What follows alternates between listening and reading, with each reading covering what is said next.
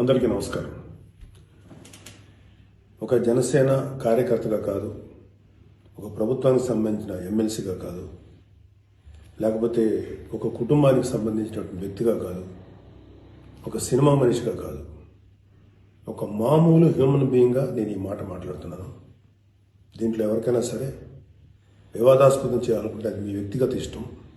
కానీ ఒక విషయం మాత్రం మీతో స్పష్టంగా చెప్పాలనుకుంటుంది ఏంటంటే, ఈ మధ్యకాలంలో ఆడపిల్లల వస్త్రధారణ మీద చాలామంది కామెంట్స్ చేస్తున్నారు. ఓపెన్గా మాట్లాడాలంటే ఈ మధ్యకాలంలో శివాజీ మాట్లాడాడు. Shivaji is not my target. ఒకవేళ అతను ఎవరన్నా సరే శివాజీ నా టార్గెట్ అనుకుంటే అది మీ ఇష్టం. కానీ ఒక టైప్ ఆఫ్ మన సమాజంలో ఒక రకమైన రుగ్మత వెళుతుంది. అదేంటంటే మోరల్ పోలీసింగ్.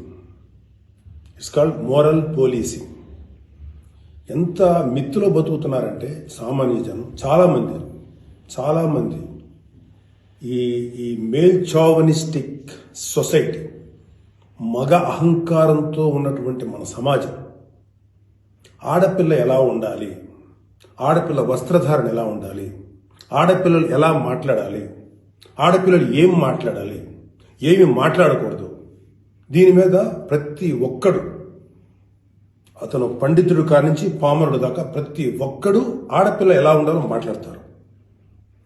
ఫస్ట్ పాయింట్, దీన్ని మోరల్ పోలీసింగ్ అంటారు. ఇది ఎగెనెస్ట్ కాన్స్టిట్యూషన్.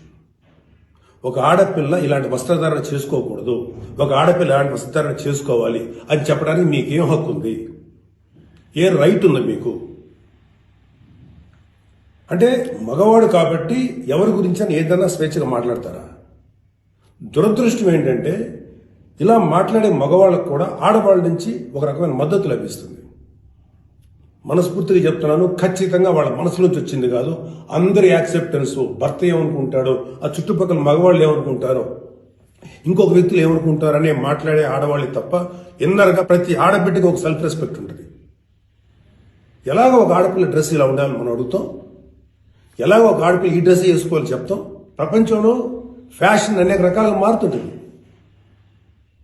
అది ఎలాగైనా ఉండొచ్చు. దయచేసి మన చెల్లెలు, మన తల్లి, మన చెల్లెలు అందరూ మనవాళ్లే, మన బిడ్డలే. ఆడపిల్ల కాబట్టి ఆ అమ్మాయి ఇలా ఉండాలని చెప్పే హక్కు మనకు లేదు. నేను ఇవాళ మీ అందరి ముందు ఒకప్పుడు నేను కూడా అలాంటి ఇన్ఫ్లుయెన్స్లో ఉండి తర్వాత రియలైజ్ అయ్యే తప్పు కదా, నాకేం హక్కు ఉంది, ఒక ఆడబిడ్డ ఇలా ఉండాలి అని చెప్పే హక్కు నాకేముందని చెప్పి నేను మార్చుకొని నేను అటువైపు వెళ్తే నాకు ఇంకొక రకమైన ప్రపంచం కనపడింది.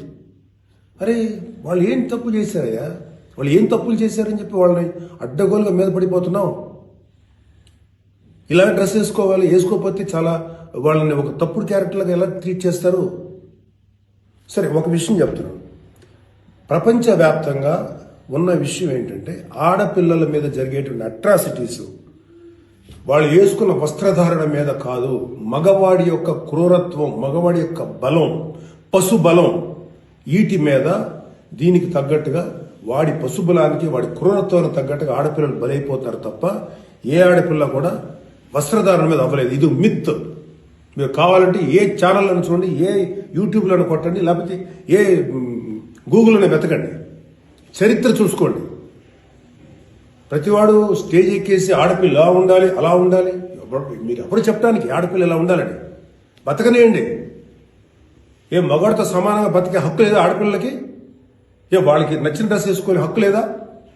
సెక్యూరిటీ అనేది ప్రతి ఒక్కరి హక్కు, ప్రతి ఒక్కరి ఇవ్వదు, ఆడ కానీ మగ కానీ. అయితే ఎస్పెషల్లీ ఆడపిల్లలు రక్షించాల్సినటువంటి వ్యవస్థలు, ఆడపిల్లలు రక్షించాల్సినటువంటి పరిస్థితులు లేవు. అంటే మోస్ట్ ఇన్సెక్యూర్డ్ ప్రపంచంలోనే ఇంకా మనం ఉన్నాం. నా యొక్క కన్సర్న్ ఏంటంటే మీరు ఎలాగైనా ఉండడమ్మా, ఎంత స్వేచ్ఛగానే ఉండండి, ఎలాంటి వస్త్రధారణను చేసుకోండి. కానీ మీరు అది సెలబ్రిటీ అవనండి, సినిమా యాక్ట్రెస్ అవనండి, పాలిటిక్స్లో ఉన్నటువంటి ఫిమేల్ అవనండి, చిన్నపిల్లలు అవనండి, పెద్దవాళ్ళు అవనండి, మీరు బయటికి వెళ్ళేటప్పుడు, మీరు వెళ్లాల్సినప్పుడు ప్రాపర్ రక్షణ వ్యవస్థను ఏర్పాటు చేసుకోండి. వ్యక్తిగతంగా మిమ్మల్ని మీరు రక్షించుకునేటువంటి వ్యవస్థను ఏర్పాటు చేసుకోండి. మీరు అవసరమైతే ఒక ఆత్మరక్షణ సంబంధించినటువంటి విద్యలను నేర్చుకోండి, లేదా ప్రాపర్ ప్రొటెక్షన్ అంటే ఒక సెక్యూరిటీ పెట్టుకున్న ముందుకెళ్ళండి. మన దురదృష్టం, మన కర్మ ఏంటంటే ఇంకా మేల్ చావనిస్టిక్ పిగ్స్ ఉన్నటువంటి మన సమాజం ఇది. దుర్మార్గులైనటువంటి మగ జాతి ఉన్నటువంటి సమాజం ఉంది. ఎలా పడితే అలాగ అవకాశం దొరికితే చిన్న పెద్ద తేడా లేకుండా పశువుల్లో ప్రవర్తించేటువంటి మనస్తత్వం చాలా మంది మగవాళ్ళలో ఉంది. పబ్లిక్లో ఒకేసారి గుంపుగా చేసేటువంటి అకృత్యానికి మేము దొరకమనేటువంటి మనస్తత్వంలో ఉన్నారు.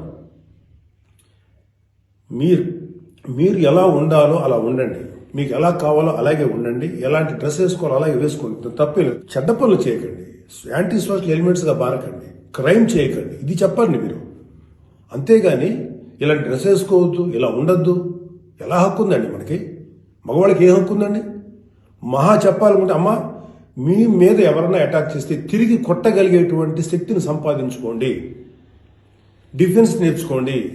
ఇది ఒళ్ళంతా బట్టలు కప్పుకున్న ఆడబిడ్డలకి ఇదే వర్తిస్తుంది. ఒక స్టైల్గానో లేకపోతే ఒక మోడర్న్గా ఆడుకున్న డ్రెస్ వేసుకున్న ఆడపిల్లలకి ఇదే వర్తిస్తుంది.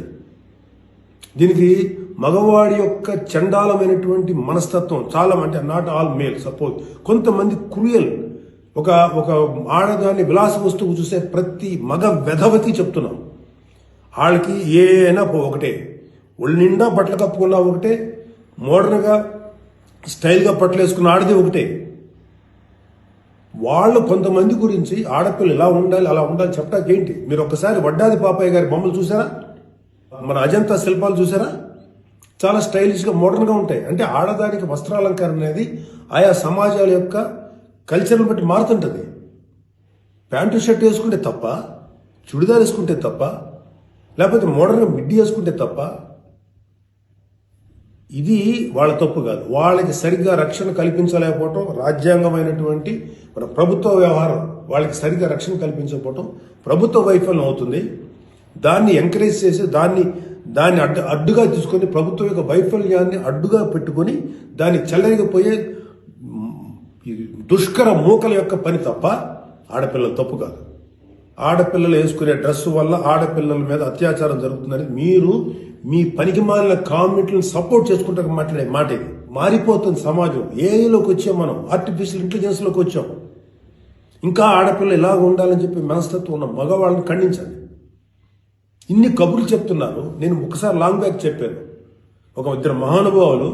ముగ్గురు మహానుభావులు మాట్లాడిన మాటలు చెప్పాను. వాళ్ళు ఇలాగే కామెంట్ చేశారు. అప్పుడు వాళ్ళకి ఆన్సర్ చెప్పారు. ఇప్పుడు మళ్ళీ చెప్తున్నా, ఆడదాన్ని అవమానించిన ఏ ఒక్కడు కూడా బాగుపడలేదు. మన పురాణాల ప్రకారం ద్రౌపదిని నడి సభలో అవమానించిన ప్రతి కౌరవుడు సర్వనాశనం అయిపోయాడు, ఇంక్లూడింగ్ భీష్మాచార్యుడు, ద్రోణాచార్యుడితో సహా. ఇప్పుడు నేను మాట్లాడినాక నాకు 100 కామెంట్లు పెడతారు మీరు, నాకు తెలుసు. అయినా నేను నా వాయిస్ ఓపెన్ చేయకపోతే తప్పు చేసినాను అవుతాను.